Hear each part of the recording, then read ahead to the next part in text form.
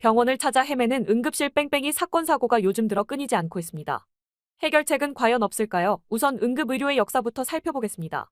우리나라에서 응급의료의 필요성을 느껴 구체적으로 응급의료를 시작한 효시는 1979년 9월 1일 대한의학협회 주관의 야간 구급환자 신고센터입니다. 1970년대 후반 당시에는 의료기관의 진료급으로 병원을 배회하다가 사망했다는 보도가 당시 신문사에 많이 실리고 있었습니다. 처음의 시작은 의료인을 보호하려는 자구책으로 발족된 야간 구급환자 신고센터는 여러 가지 이견이 있으나 정부와 사회의 응급의료 체계의 중요성을 인식시키는 결정적인 계기를 마련해 주었습니다. 그 후 야간 구급환자 신고센터는 서울시 의사회로 이관되었다가 1982년 서울시 소방본부로 이관되어 119 소방 구급대가 되었습니다. 1983년 소방법을 개정하여 구급대 편성 및 운영조합을 신설하여 법제화했고 서울시 소방본부의 9대만 운영되던 구급차를 35대로 확대했습니다.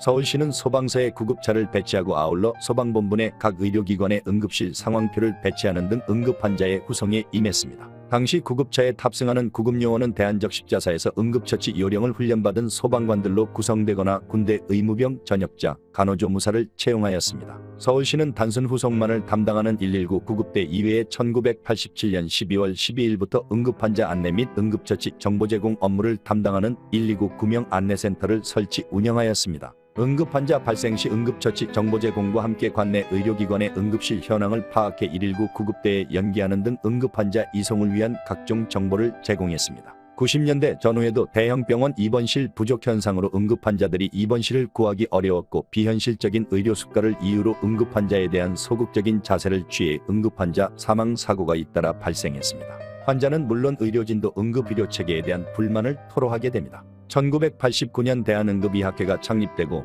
1990년 응급의료체계 구축에 관한 노태우 대통령 담화를 계기로 정부 주도하에 응급의료체계 구축을 위한 준비가 시작됩니다. 1991년 응급의료관리규칙이 공포되었으며 응급센터와 응급의료지정병원이 선정되고 구급차와 같은 응급차량의 기준이 마련되었습니다. 129 응급정보센터를 전국 11개 도시에 설치하였고 이를 기반으로 88개 응급의료센터를 연결하는 무선 통신망을 구축하였습니다. 병원의 응급의료진은 준비되었고 구급차와 응급통신망은 확대되었으나 응급환자가 발생한 현장으로 출동하거나 이송 중 전문 응급처치를 할 수 있는 인력은 전무하였고 아직까지는 병원으로 단순 후송에만 그쳤습니다. 90년대까지만 해도 당시 구급차는 누워서 가는 택시였으며 의료장비가 필수로 구비되거나 전문 응급의료 인력이 출동하는 시스템이 아니었습니다. 1992년 이뇨한 박사에 의해 산소통과 인공호흡 장비 석션기 등 응급의료 장비를 구비한 한국형 구급차가 제시되었으며 전문 응급의료 인력의 필요성이 제시됩니다. 1992년 응급구조사 수습기준안이 마련되고 1994년 응급의료에 관한 법률을 제정, 1995년 시행함으로 법적 기반을 확보하게 됩니다.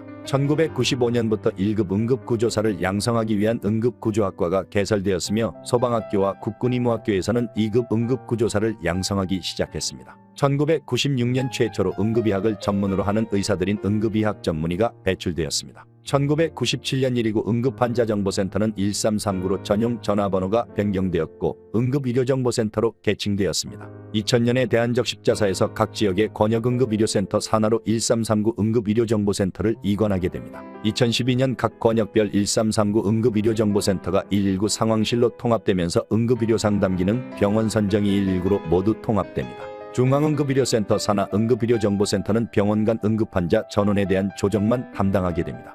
응급의료의 역사 잘 보셨나요? 1339와 119가 통합된 초기에는 응급환자를 이송 중인 구급대원이 119 상황실에 요청하면 적정 병원을 선정해 주었다고 하는데요. 20년차 베테랑 구급대원의 인터뷰 한번 들어보겠습니다. 네, 1339가 119로 통합된 초창기에는 상황실에서 병원 선정을 해주기도 했습니다. 1339 기능이라는 게 응급 환자의 정보를 현장대원이 1339 상황실에 알려주면 1339에서 병원들에 연락해 수용 여부를 파악하고 다시 현장대원에게 어느 병원으로 이송하라고 병원 선정도 해주고 중개 역할을 해주었는데요. 119로 통합되고 나서는 이 기능이 몇 년 못 가고 사라졌다고 봐도 됩니다. 거기에 응급의료에 관한 법률도 개정되어 응급환자를 이송하는 사람이 직접 병원과 수용 여부를 통화해야 합니다. 그러면서 119 상황실에서 병원을 중개해주거나 연락할 필요성이 줄어들게 돼요. 현장 대원이 직접 병원에 일일이 전화를 해야 하는 상황입니다. 그러니까 이송도 뺑뺑이를 돌 수밖에 없고요. 계급 낮은 현장 대원 혼자서는 어떠한 권한도 없습니다. 현장 대원이 전화해봐야 병원이 갑이고 소방은 우린 관계이지요. 그렇다고 옛날 1339처럼 환자 수용을 강제할 권한이나 기능이 소방 상황실에는 없습니다. 병원이 무서워하는 정부 조직이 아니니까요. 각 병원 산하에 1339가 있던 시절은 병원과 응급정보 상황실이 같이 운영되니까 또 중앙응급의료센터 소속이고 보건복지부 소속이니까 응급환자를 거부할 수 없었습니다. 병원 전 응급환자의 병원 선정을 중개해주는 컨트롤타워인 응급의료정보센터 1339가 부활하면 좋겠습니다. 언제까지 현장 대원이 전화기 붙들고 병원을 10군데 넘게 전화해야 하나요? 1970년대, 1990년대에도 있던 응급환자 뺑뺑이 사망사고가 2020여 년에도 계속되고 있습니다. 해결책이 필요한 응급의료, 과거를 돌아봐야 할 필요가 있지 않을까요? 응구노트 채널 오늘은 여기까지 마치겠습니다.